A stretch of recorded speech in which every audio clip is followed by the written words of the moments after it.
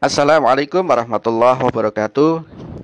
Oke teman-teman, pada video kali ini saya akan mulai bahas tentang listrik statis ya. Jadi kita sudah mulai masuk bab yang kedua untuk kelas 12. Dalam video pertama ini akan saya jelaskan tentang gaya Coulomb. Apa itu gaya Coulomb? Jadi begini, muatan itu kan ada muatan positif, ada muatan negatif, gitu kan? Nah, di SD ataupun di SMP sudah kita pelajari, kalau ada dua muatan yang sejenis, maka akan terjadi tolak menolak. Kalau ada muatan tidak sejenis, maka akan tarik menarik, gitu ya. Nah, kalau tolak menolak atau tarik menarik, maka berarti ada gaya tarik dan ada gaya tolak. Nah, gaya tarik menarik atau gaya tolak menolak antar dua muatan itulah yang dinamakan dengan gaya Coulomb, gitu. Nah, gaya Coulomb itu disebut juga gaya listrik atau gaya elektrostatis. Nah, oke. Nah, sekarang bagaimana cara menggambarkan gaya listrik atau gaya Coulomb itu? Jadi misalkan di sini ada dua muatan, Q1, ini Q2 ya. Nah, Q1 positif, Q2 juga positif.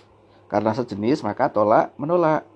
Berarti pada Q1 ada gaya F12. Ini arahnya kemana? Arahnya menjauhi Q2. Karena kan ditolak oleh Q2. F12 itu bisa disebut juga gaya yang bekerja pada muatan Q1 akibat ditolak atau tolakan oleh Q2. Sedangkan pada Q2 akan bekerja gaya F21. Arahnya tentu menjauhi Q1.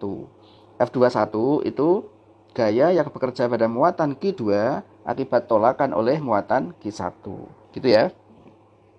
Yang kedua, misalkan muatan Q1-nya negatif, Q2 juga negatif. Nah, negatif-negatif maka tolak menolak juga. Ini sama ya. F12 arahnya menjauhi Q2, sedangkan pada Q2 F21 arahnya menjauhi Q1 gitu. Kemudian yang ketiga, Q1-nya positif, Q2-nya negatif. Nah, positif dan negatif tarik menarik. Maka pada muatan Q1 bekerja gaya F12. Arahnya menuju Q2 karena ditarik oleh Q2. Sedangkan pada Q2, nah ini akan bekerja gaya F21, arahnya menuju Q1. Gitu ya. Nah, besarnya F12 itu akan sama dengan F21. Nah, besarnya sama ini. Nah, kemudian apa yang mempengaruhi besarnya gaya listrik? Nah, ada beberapa hal. Yang pertama adalah gaya Coulomb atau gaya listrik itu sebanding dengan besar muatan Q1 dan Q2. Jadi semakin besar muatan, maka gaya tarik-menarik atau gaya tolak-menolaknya semakin besar. Kemudian yang kedua, berbanding terbalik dengan kuadrat jarak antar muatan atau R kuadrat. Semakin dekat jarak kedua muatan, maka gaya tarik-menarik atau tolak-menolaknya semakin besar. Semakin jauh, maka gaya interaksinya semakin kecil. Gitu ya.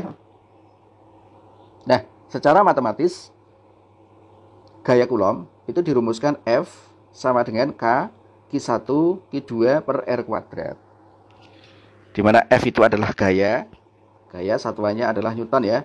Kemudian Q1 Q2 ini adalah muatan, satuannya Coulomb ya. Coulomb disingkat C nanti. Kemudian R ini adalah jarak antar dua muatan, satuannya adalah meter. Gitu. K itu adalah tetapan Coulomb. Jadi K itu disebut tetapan Coulomb. Besarnya K itu 9 kali 10 pangkat 9. Satuannya Newton meter kuadrat per Coulomb kuadrat. Nah, ini sebenarnya 8,99 sekian, tetapi ini pembulatan ya. Nilai dari K, konstanta Coulomb, itu juga bisa dituliskan 1/4 pi epsilon 0. Di mana epsilon itu adalah permitivitas ruang hampa. Jadi asumsinya adalah muatan itu berada di ruang hampa ya. Atau bisa dikatakan udara. Karena permitivitas udara itu hampir sama dengan permitivitas ruang hampa. Nah, lalu bagaimana jika muatan itu berada pada medium tertentu yang tidak hampa? Maka nilai K itu bisa kita tuliskan 1/4 pi epsilon. Di mana epsilon, nah ini kurang ini ya. Epsilon itu adalah permitivitas dari medium itu. Jadi permitivitas medium tempat muatan itu berada. Nah, nilai epsilon itu adalah epsilon R dikali epsilon 0. Di mana epsilon R itu adalah permitivitas relatif dari medium itu. Atau bisa dituliskan epsilon R itu sama dengan epsilon dibagi dengan epsilon 0. Jadi permitivitas relatif epsilon R itu adalah perbandingan antara permitivitas suatu medium terhadap permitivitas ruang hampa. Itu nanti nilainya berapa. Nah, anak-anak sekalian, yang perlu dipahami atau yang perlu diperhatikan dalam gaya Coulomb ini adalah yang pertama, gaya Coulomb adalah besaran vektor. Nah, ingat besaran vektor itu besaran yang punya arah ya. Sehingga nanti ketika ada kombinasi dua gaya Coulomb yang bekerja pada suatu muatan, maka kita bisa menggunakan analisis vektor untuk menyelesaikannya. Kemudian yang kedua, tanda negatif pada muatan tidak dimasukkan dalam perhitungan. Jadi misalnya ada Q1 negatif berapa, Q2 negatif sekian. Berapakah gaya Coulomb yang bekerja pada kedua muatan itu? Maka nanti dalam menghitung gaya Coulomb, tanda negatif pada muatan tidak perlu dimasukkan dalam perhitungan. Begitu ya. Oke teman-teman, demikian tadi sekilas tentang prinsip gaya Coulomb ya. Semoga bisa dipahami. Untuk contoh-contoh soal, insya Allah akan saya sampaikan pada video-video berikutnya. Jadi nanti setelah ini masih ada beberapa, mungkin 5-6 video lagi yang fokus utamanya adalah pembahasan soal-soal dengan berbagai macam variasi. Oke? Untuk video kali ini saya cukupkan dulu. Silahkan ditunggu video-video berikutnya.